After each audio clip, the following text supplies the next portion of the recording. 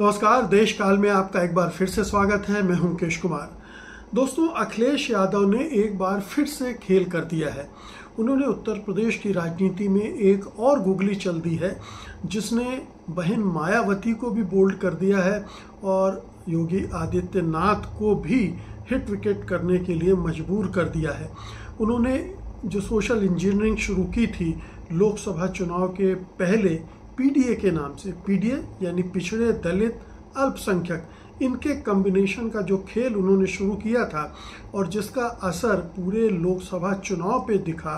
और इस लोकसभा चुनाव में उन्होंने भारतीय जनता पार्टी को भी पीछे छोड़ते हुए 37 सीटें जीती थी। भारतीय जनता पार्टी केवल 33 सीटें जीत पाई थी, 33 या 34 सीटें जीत पाई थी। और जो उसका जो बहुमत की उम्मीद थी केंद्र सरकार में कि उत्तर प्रदेश से उसे 70-75 सीटें मिलेंगी, उस पर पानी फेर दिया था। तो उत्तर प्रदेश में सोशल इंजीनियरिंग के मामले में अखिलेश यादव ने बीजेपी को पटखनी दी और बहन मायावती को पटखनी दी और अब उसका वो विस्तार करते जा रहे हैं। विस्तार कैसे कर रहे हैं? उन्होंने उत्तर प्रदेश की विधानसभा में जो नेता प्रतिपक्ष का पद है वो एक ब्राह्मण को दिया है। माता प्रसाद पांडे बहुत ही सीनियर लीडर हैं, कई बार एमएलए चुने जा चुके हैं, लेकिन उन्हें नेता प्रतिपक्ष बनाकर उसने मायावती और योगी आदित्यनाथ दोनों को हिला के रख दिया है। वो इसलिए कि अखिलेश यादव की पार्टी पहले तो यादवों या अहीरों की पार्टी मानी जाती थी, फिर उसमें ये जुड़ा कि ये तो मुसलमानों की पार्टी है। लेकिन लोकसभा चुनाव में उन्होंने दूसरे वर्गों को जोड़ दिया, उन्होंने दलितों को जोड़ दिया और जो दूसरी पिछड़ी जातियां थीं यादव से इतर, उनको भी जोड़ दिया। और उनके जोड़ने से उनका जो जनाधार है एकदम से बढ़ गया। और इसी का असर देखिए कि इस हद तक हुआ कि बीजेपी चारों खाने चित हो गई, वहाँ चित हो गई जहाँ उसे सबसे ज़्यादा उम्मीद थी कि उसे सफलता तो मिलनी तय है। जैसे आप फैजाबाद की सीट लीजिए, अयोध्या की सीट जिसके अंतर्गत आती है, वहाँ पर अखिलेश यादव ने एक दलित कैंडिडेट दे दिया और दलित कैंडिडेट ने बीजेपी के कैंडिडेट को हरा दिया। ये एक इतना बड़ा शर्मनाक हार थी बीजेपी की फैज़ाबाद की कि उसका जवाब वो आज तक दे नहीं पाई है। इसी तरह से मेरठ में उन्होंने खेल किया, कई और जगहों पर खेल किया। उन्होंने कुर्मी जातियों के लोगों को ज़्यादा टिकट दिया। पहले यादवों की और टिकटों की भरमार होती थी, इस बार पिछली बार यादवों को टिकट उन्होंने केवल 5 दी, वो भी जो उनके परिवार के लोग हैं, केवल 5 टिकटें यादवों को गई। इसी तरह से अल्पसंख्यक समुदाय के लोगों को भी उन्होंने बहुत ज़्यादा टिकटें नहीं दी ताकि उन पर यह आरोप न लगे कि वो मुस्लिम परस्त हैं। और उन्होंने मुसलमानों को भी मौका दिया।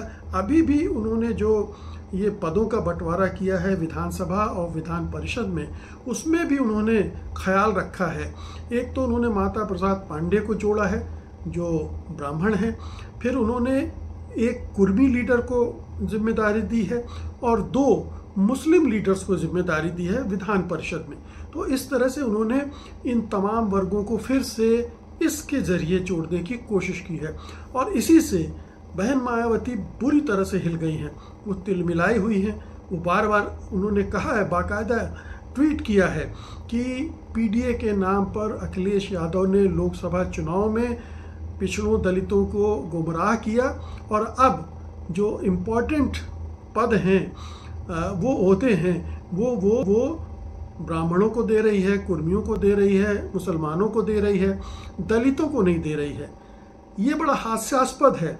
आप तो जानते हैं कि मायावती खुद ये राजनीति कर चुकी है।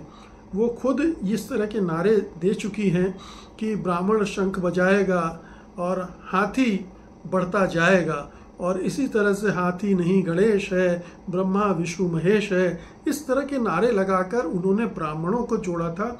वो एक सोशल इंजीनियरिंग की थी जिसका उन्हें फ़ायदा भी मिला था और वो सरकार में भी आई थी। अब ये फार्मूला जो है अखिलेश यादव उनसे लेकर खुद आजमा रहे हैं। तो ये तिलमिलाहट उनकी है कि उनका दलित वोट बैंक तो टूटा ही है। उनके पास अपना जो 11-12% का वोट बैंक होता था वो घटकर 8-9% पर आ गया है। दलितों वाला वोट बैंक, और अब संभावना ये है कि उनके पास वो भी कितना बचेगा इसकी कोई गुंजाइश नहीं है। ब्राह्मण भी छिटक गया है। तो मायावती को लग रहा है कि उनकी सारी ज़मीन अखिलेश यादव छीन रहे हैं और वो अखिलेश यादव पर अटैक कर रहे हैं।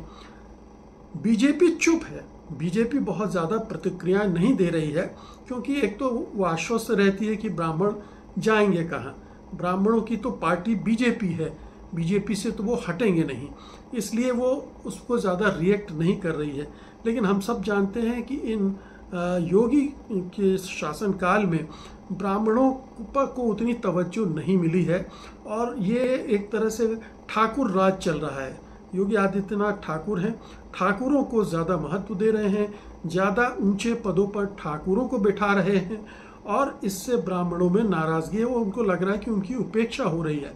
तो ब्राह्मण अगर उनसे छिटक रहा है और अगर समाजवादी पार्टी ब्राह्मणों को जोड़ने के लिए उन्हें हिस्सेदारी देने की तैयारी कर रही है, दिखा रही है कि हम उन्हें हिस्सा दे रहे हैं, तो ये तो बीजेपी के लिए भी खतरे की घंटी है।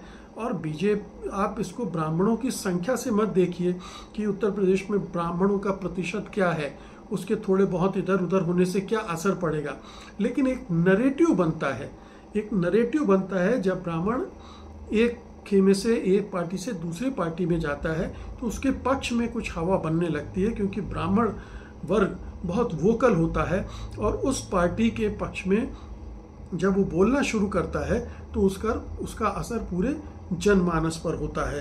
तो इसलिए ब्राह्मणों का वोट जो है संख्याओं के लिहाज से उतना महत्वपूर्ण नहीं होता है, परसेप्शन के लिहाज से ज़्यादा महत्वपूर्ण होता है कि अगर अखिलेश यादव के साथ ब्राह्मण जुड़ रहे हैं तो एक परसेप्शन ये जा रहा है कि अखिलेश यादव की पार्टी अब केवल यादवों की पार्टी नहीं रही, अब केवल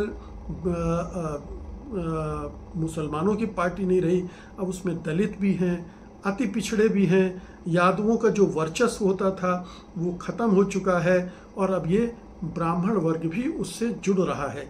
और ये इसलिए महत्वपूर्ण है कि अभी उत्तर प्रदेश में 10 सीटों का उपचुनाव होना है और उपचुनाव ही योगी के बने रहने की गारंटी होगी।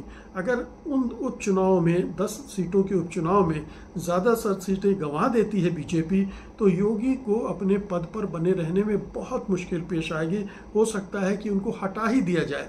इसलिए अखिलेश का ये दांव योगी आदित्यनाथ के लिए भी बड़ा खतरनाक है, बहुत डैमेजिंग है, और मायावती के लिए तो है ही, क्योंकि वो अपना तमाम जनाधार खो चुकी हैं और इस पूरे चुनाव में, लोकसभा चुनाव में उनकी पार्टी एक सीट भी नहीं जीत पाई है।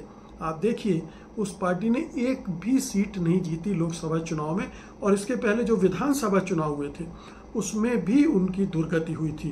तो ये दुर्गति लगातार बढ़ती जा रही है। मायावती अलग थलग पड़ गई, उन पर ये चस्पा हो गया कि वो बीजेपी का गेम खेलती हैं, इसीलिए अखिलेश यादव पर अटैक कर रही। और बीजेपी सोशल इंजीनियरिंग के ज़रिए जो उसने हासिल किया था वो सब गंवाती जा रही है, और अखिलेश यादव और उनके साथ साथ पूरा इंडिया गठबंधन यानी कांग्रेस भी मजबूती की तरफ आगे बढ़ रहा है। बहुत बहुत शुक्रिया आपका, धन्यवाद, नमस्कार।